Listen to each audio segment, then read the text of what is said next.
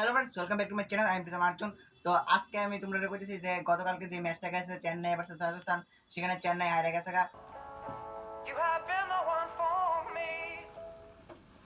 তো অনেকে মনে করতেছো যে চেন্নাই এবারও শেষ, এবারও চেন্নাই কামব্যাক করতো না।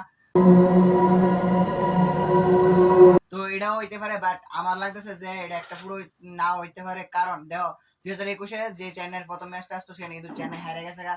এবারে কিন্তু ট্রফি কিন্তু চেন্নাইয়ের কাছে এসে 2021-এর এরপরে যে সেটা ম্যাচ হয়েছে 2023-এও কিন্তু চেন্নাইয়ের প্রথম ম্যাচ হারে গেছে গুজরাট টাইটান্সের লগে, এবং এটা কিন্তু অনেক বড় হার আসছিল। তো তারপরেও কিন্তু 2023-এর কাপটা চেন্নাইয়ের কাছে আইছে।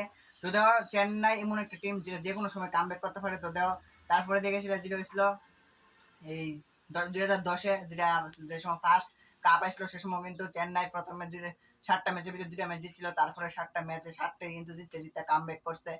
তো চেন্নাই টিমটা যে কোনো সময় কামব্যাক করতে পারে, যে কোনো সময় ফিরে আইতে পারে। তো তোমরা যারা সিএসকে সাপোর্ট আসলে সিএসকে সাপোর্টারই থাও, কারণ দেখো সিএসকে কামব্যাক করবে এটা আমি গ্যারান্টি। কারণ দেখো কালকের প্লেয়ারটি তারা ভালো করে ম্যাচটা খেলতে পারছে না। তো তারা যদি ভালো করে ম্যাচটা খেলতে পারতো কালকে আমরা জিততে পারলাম না।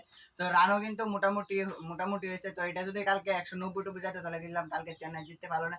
যাই হোক, নেক্সট ম্যাচ আমরা কিন্তু আছে পাঞ্জাবের সাথে। তো নেক্সট ম্যাচ কিন্তু আমরা জিততে চলেছি। আর আমাকে ছোট একটি ক্লিক করে একটি সাবস্ক্রাইব করে দাও, ভিডিও একটি লাইক করে দাও। দেখা হচ্ছে নেক্সট ভিডিও নিয়ে। আর আমার যে ফানি ভিডিওটা রয়েছে, বড় ফানি ভিডিওটা, সেটাও কিন্তু আসতে চলেছে খুব তাড়াতাড়ি। Thanks for watching.